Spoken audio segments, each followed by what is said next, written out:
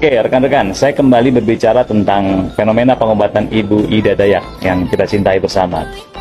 Ya, saya selaku akademisi pemerhati persoalan sosial dan juga sebagai warga Dayak Kalimantan. Kita melihat semakin hari pengobatan beliau ini makin booming, makin viral karena terus diliput media. Memang media begini kelakuannya. Ya, tapi nggak apa-apa kalau itu bermanfaat. Sehingga animo masyarakat kita makin tinggi. Ya. Terbukti beberapa kali harus dibatalkan karena animonya terlalu besar. Yang bisa ditangani beliau maksimal sekitar 30-40 yang datang sampai ribuan. Dan semua tidak sabar untuk diobati beliau. Pertanyaan kenapa sih masyarakat kita begitu antusias? Jawabannya jelas. Karena memang fenomena pengobatan di Indonesia itu terkendala banyak hal. Pertama adalah masalah biaya gitu loh. Jadi ketika ada pengobatan gratis mereka berbondong-bondong. Kedua masalah pelayanan.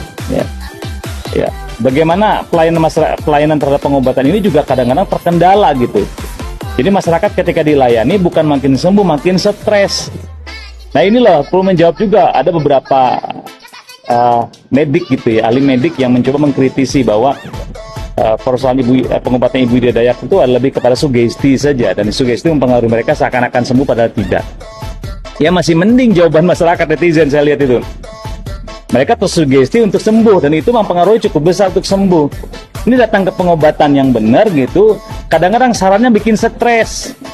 Jadi masuk ke rumah sakit bukan sembuh, makin stres karena apa yang disampaikan nasihat-nasihat dokter tuh bikin orang makin bahagia, tapi makin terbebani, harus inilah tahapannya, harus dilanjutkan inilah, harapan hidup makin tipis lah.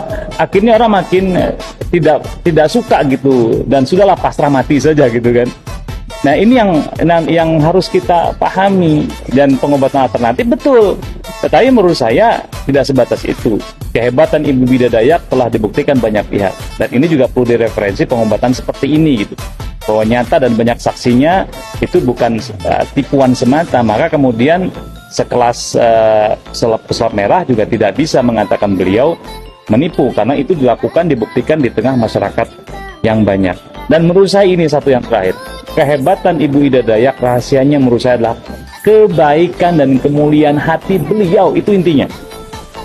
Di mana-mana dalam sepanjang sejarah, orang-orang mulia yang hatinya bersih berbuat baik mesti diberi karomah oleh Allah Subhanahu wa taala. Kita ambil satu contoh saja. Nabi Yusuf alaihissalam sebelum jadi nabi, itu hatinya pure, murni. Allah berikan kelebihan dengan dia mentakbir mimpi. Maka disebutkan dalam Al-Quran itu, ada yang mengatakan, innaka minal muhsinin, sesungguhnya engkau wahai Nabi Yusuf adalah orang yang baik.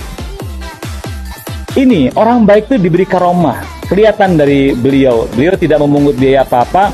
Minyak itu juga dibeli untuk digunakan oleh pasien. Maka di sini terakhir guys, menurut saya kita selaku orang yang mencintai Ibu Ida Dayak yang tulus ini harus kita jaga keikhlasan dari Ibu Ida Dayak, karena disitulah kekuatan beliau menurut saya. Jangan sampai dirusak. Ini sekarang para oportunis yang ingin memanfaatkan Ibu Ida Dayak, kan? Mulai diundang podcast, mulai dimanfaatkan oleh para orang kaya, sehingga bisa jadi niat beliau berubah nanti pada akhirnya. Dan saya yakin kalau sudah niat beliau berubah, sudah ilmu beliau habis itu. Percaya saya. Nah, kita jaga beliau untuk tetap tawadu, jangan diundang ke podcast acara-acara show-show lah ya. Kalaupun ada di sana jangan dimanfaatkan beliau dengan dijanjikan diberikan uang atas usaha beliau. Kita hargai beliau tapi jaga keikhlasan Ibu Ida untuk menolong orang banyak, karena sekali lagi itulah inti kekuatan Ibu Ida Dayak sehingga bisa menolong banyak orang. Ini menurut perspektif